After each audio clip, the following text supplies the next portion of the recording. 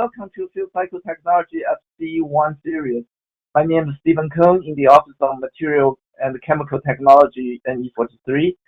We are going to introduce Field Cycle Technology solicitation topic 1.5 and 1.6 this afternoon. Please go to the next slide, please. Yeah, thank you. All right. So as shown in this slide, material recovery and wastewater development program supports 6 major thrust areas. Kimberly Gray is the federal program manager for Crosscutting Area, which is highlighted in the red circle here. So in this area, we have off-gas and wastewater development. Kim is unable to make the presentation this week, so I'm helping her to cover this topic. As highlighted in the red font, the cross-cutting area seeks to develop the advanced wastewater and off-gas capture and immobilization technology. The goal is to enhance waste loading, durability, and cost reduction. Next slide, please. Yeah. So this slide shows the solicitation topic in FC1 series. So we already covered 1.1 to 1.4 on Tuesday. So I'm going to cover 1.5 and 1.6 for Kimberly Gray this afternoon. Next slide, please. So here is the FC-1.5. We seek the iron phosphate process for molten salt wastewater. So the material recovery wastewater development program is currently developing a phosphate-based process for treatment of salt waste stream. So the goal here is to enable recycling of chlorine gas and to generate the chemically durable iron phosphate glass wastewater. So as you know, chlorine 37 is important to many of these chlorine-based molten salt reactors. It needs kind of enrichment.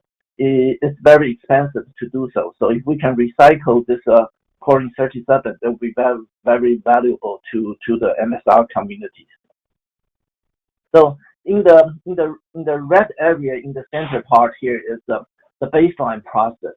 As you can see, there are 3 kind of reagents here to start with. The first one is ammonium dihydrogen phosphate plus salt, and the second one is diammonium phosphate plus salt, and the third one is phosphoric acid plus salt under the dehalogenation of salt.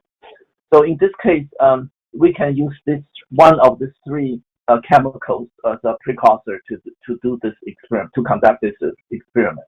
And then the intermediate product is a non-durable phosphate mineral containing oxide of salt cation. The intermediate product is remelted with iron oxide to improve the chemical durability, as shown in the step B here. It's called verification of salt cation with iron oxide. So in the step C is trying to recycle the chlorine in this case. So during the phosphate dechlorination process, the product of ammonium chloride will allow the uranium trichloride to be generated and recycled if desirable. So we will show you a flow chart, a flow diagram in the next slide here. So the next slide, please. Go ahead. Yes, please. Thank you. Yeah. So the objective of this solicitation topic is to improve the understanding of the chemical process, including material development, will further enhance the throughput of wastewater production. So the proposal really seeks innovative approach in the following 4 areas. So I number that 1 to 4. Also show in the flow chart which the location of those 1 to 4 areas. In the first, number 1 is evaluate phosphate additives. Those additives we mentioned early on, the 3 possible additives, and to characterize phosphate precursor selection to improve the process rate, dechlorination efficiency, and evaluate the phosphate importance of additives to the iron redox state. For example, we have iron 2 and iron 3 ratio, which will impact the stability of the final product there.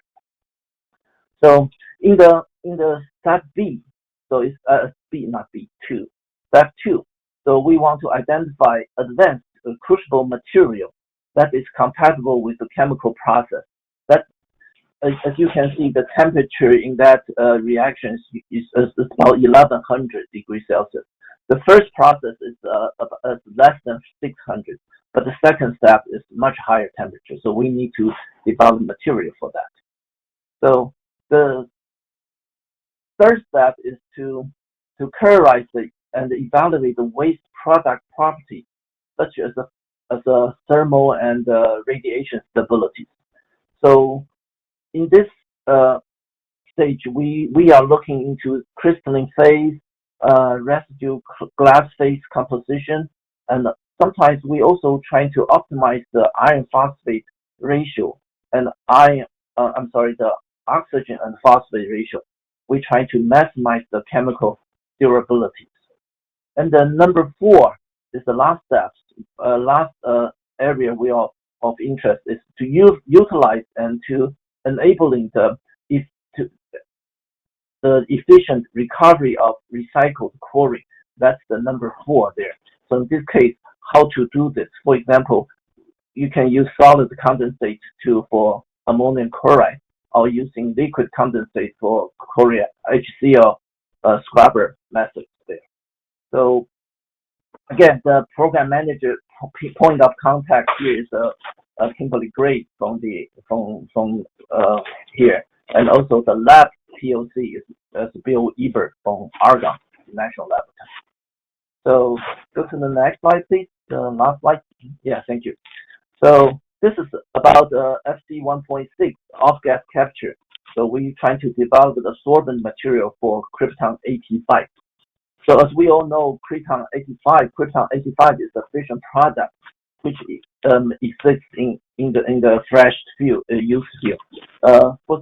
If we deal with aged fuel, for example, if this 40 years old aged fuel, most krypton probably already decayed, because krypton 85 has probably 10 to 11 years of half-life. So, but if we want to deal with fresh fuel, krypton capture is important there.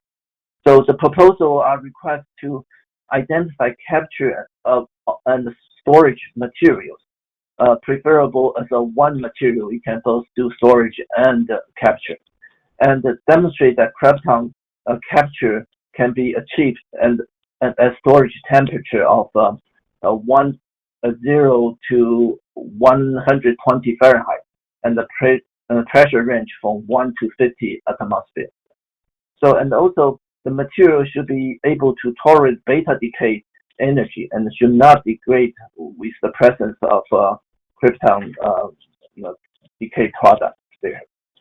So, and then we also like to propose to seeking proposal to demonstrate the candidate material have a high capacity and retention of krypton, and also can be used for tolerance for corrosion and irradiation environment there.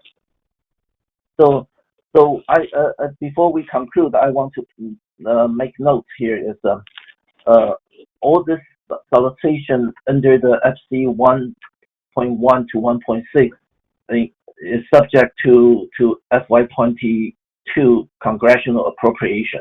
We at NE43 will adjust the solicitation topic and including the funding level accordingly once we get a better understanding of the funding situation. So as we discussed early on, so this is just a tentative proposal at this time.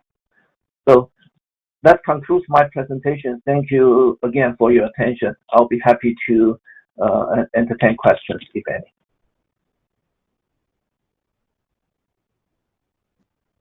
Okay, if anyone in our audience has questions, if you could please use the question answer feature of the GoToWebinar application, I'll be glad to ask them while we're here in this session.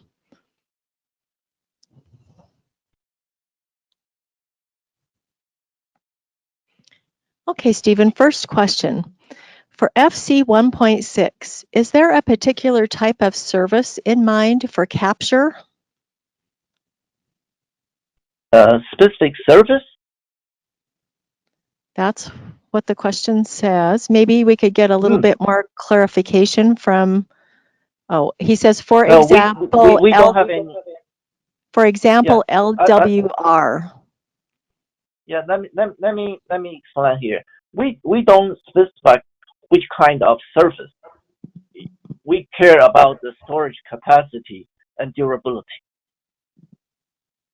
Okay, great. Thank you, Stephen. Okay, for these two calls, are modeling and simulation of interest? Yeah, why not? If you have good idea, innovative idea in doing this, we welcome that. I won't exclude that for sure. Okay, thank you. Next question. For FC-1.6, what is the TRL requirement of the material candidates? It can go anywhere. If we prefer lower TRL level here, but the mature technology, if that's already mature technology, you need to demonstrate why your proposals is innovative, which part is innovative. So then we convince the reviewer that's the important part. Okay, for FC-1.6, what is the expected service lifetime of the canister? Of course, the longer the better, but in my opinion, you don't need to that long because we mentioned about half-life of the Krypton 85 is 10 years old. If you can decay 5-6 times, you probably pretty much decayed out. So I would say 50 years, 60 years would be good enough. Of course, the longer the better. Okay, great. Thank you.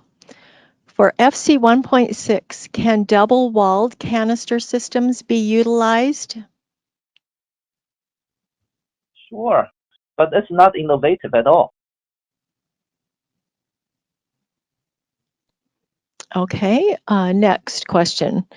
Can you repeat the temperature and pressure ranges of interest for FC-1.6?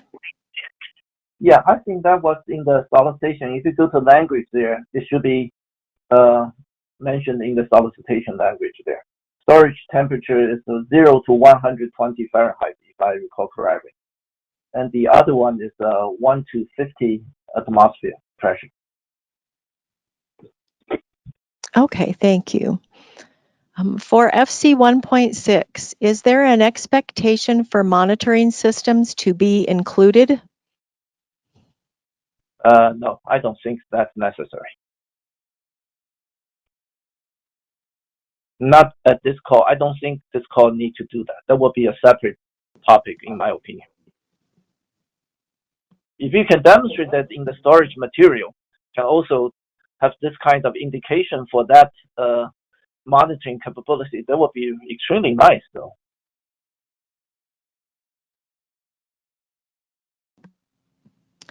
Okay, well, thank you, Stephen. Oh, wait, here came another question. For FC 1.6, is cost a parameter? Oh, absolutely. You can. Okay. All right, but Stephen. For the purpose of research, we are looking into this new innovative ideas. So cost may not be that important at very early on, but once we maturize the technology, if you propose something really ridiculously, unrealistically expensive, then this probably will be a consideration. Of course, there will be a consideration.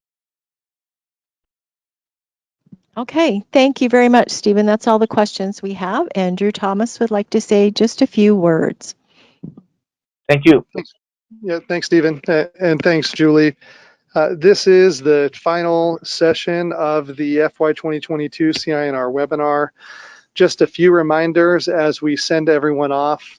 First, if you have any questions about the Workscopes or about the overview presentations that were given on Monday, please reach out to nup@inl.gov for clarifications. We can get those questions to the correct location and the correct people to get you those answers.